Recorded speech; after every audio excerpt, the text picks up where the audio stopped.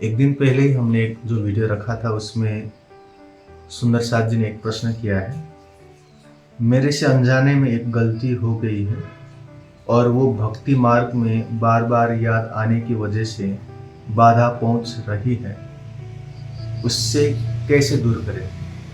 पहली बात, आपको धन्यवाद कि आपने ये प्रश्न पूछा, क्योंकि काफ़ी लोगों को ये हिम्मत भी नहीं होती है कि वो प्रश्न पूछें। देखिए, इसमें दो तीन चीज़ें हैं जो हमें ध्यान देना चाहिए। इसमें एक बात, जो मुख्य बात है, ये है कि गलती का पता होना कि हम गलती कर रहे हैं, जो कि मुझे लगता है कि आपने पार कर लिया है ये प्रश्न पूछ के कि मुझसे गलती हो गई। क्योंकि काफ़ी लोग ये पता ही नहीं लगा पाते अपने जीवन में कि वो अपने जीवन में कुछ गलती भी कर रहे हैं। तो ये नज़र प्राप्त करना भी बहुत बड़ी मेहर है धामधनी का, परमात्मा की, कि आप उस गलती को देख रहे हैं और उसमें सुधार करने की इच्छा कर रहे हैं। दूसरी बात है प्रायश्चित करना। देखिए, प्रायश्चित करने का मतलब ये नहीं है कि शरीर को दंड देना या मानसिक रूप से खुद को दंड देना।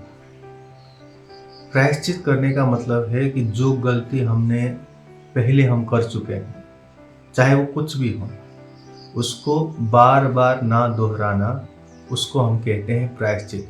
क्योंकि मन में वो संस्कार बार बार उभरते ही रहेंगे, है ना। जैसे आपने भी कहा है कि भक्ति मार्ग अर्थात ध्यान करते समय में, चितौनी करते समय में हो सकता है आपको वो जो संस्कार आपने किया हो वो बार बार फिर से याद आता हो और आपके मन में जलन होता हो कि ये मुझे क्यों दिखाई दे रहा है। लेकिन ये ध्यान रखिएगा कि जब आप ध्यान करेंगे और चितौनी करेंगे या मंत्र जप करेंगे, उस समय में ये विकार और ज़्यादा दिखाई देने लगते हैं। क्यों? क्योंकि जैसे हम कपड़े में जो मैल है उसको धोते हैं, ठीक है, और धोते समय में जब वो साफ हो रहा होता है तो वो मैल ना और ज़्यादा दिखाई देता है। तो उसी प्रकार से वो मैल फैल नहीं रहा है, वो मैल निकल रहा है। उसी प्रकार जब आप मंत्र पढ़ रहे हैं, ध्यान कर रहे हैं, चितौनी कर रहे हैं, तो वो जो संस्कार है वो निकल के आ रहे हैं। तो आपको लगता है कि वो ज़्यादा दिखाई दे रहे हैं, लेकिन डरने की कोई भी बात नहीं है। क्योंकि ध्यान में बैठने के बाद या भक्ति करने के बाद आपको वो संस्कार देखना स्वाभाविक है।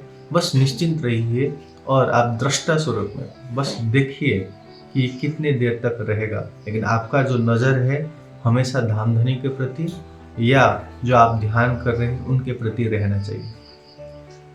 तीसरी बात ये ध्यान रखिएगा कि धामधनी ने, श्री प्राणनाथ जी ने हमें कहा है, गुण अवगुण सब के माफ किए। ठीक है, आपने चाहे कुछ भी किया हो इस जीवन में पहले के समय पे, लेकिन आप यदि सुधरना चाहते हैं, यदि आप अब परम धाम की ओर वापस लौटना चाहते हैं, तो आपके अवगुण को माफ कर दिया गया है। तो जो आप आना चाहते हो, तो आपको अब स्वीकृति है कि आप आ सकते हो परम धाम की ओर। तो आप अपने जितने भी भूत के जो कार्य है उसको भुला दीजिए, एक नया सा जीवन शुरू कीजिए जहां आप सोचिए कि अब धामधनी मुझे क्या कर रहे हैं, स्वीकार कर रहे हैं। और अंतिम बात, ये जो बहुत महत्वपूर्ण है, वो ये है कि परमात्मा स्वार्थी नहीं है।